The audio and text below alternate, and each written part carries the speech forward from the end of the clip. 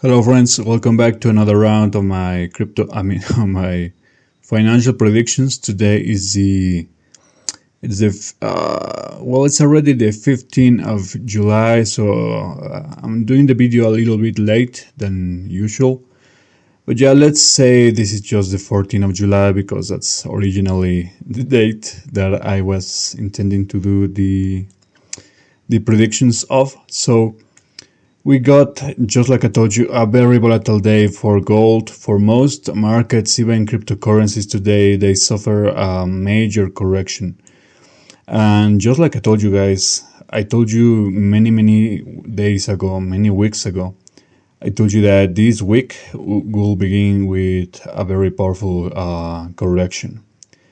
And to see gold drop like this, which is around almost 1%, that's quite an intensive day. So immediately after that, it managed to recover very strongly, almost fully. It's still quite at least some distance away from that, but it was a nice partial recovery. But yeah, this could get even more volatile in the coming days. So for example, 15 could be, I don't know, for gold. Gold tends to go green every single time. So I believe it could be, anything can happen basically tomorrow. But around the 16, another very volatile day awaits us.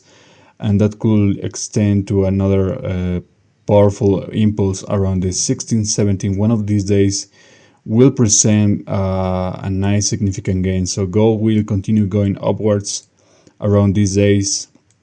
But yet this week also has several days for extreme potential volatility. Okay, I'm talking about the 15, especially the 16, the 17, and the 18. These 3 days could be potentially very volatile. Okay, since gold is very lacking in range, I believe they have the potential of being all of these days very volatile, or at least the majority of them. That means 2 out of the 3 days.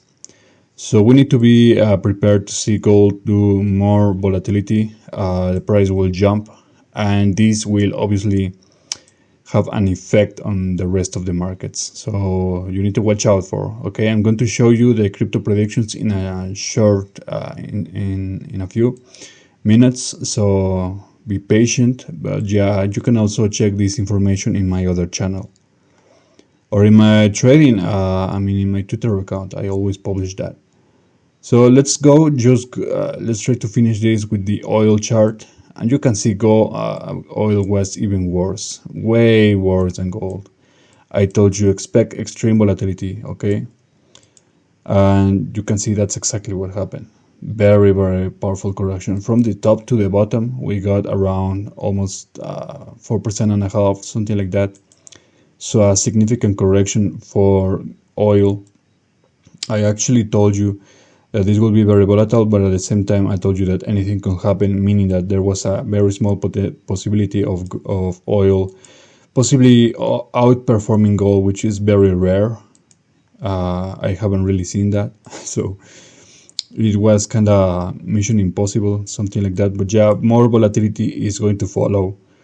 Oil especially could see a powerful recovery tomorrow, but again, many of these days will be very volatile. Okay, we got another correction waiting for us around the 16th or 17th of July, so another very volatile day around the 18th.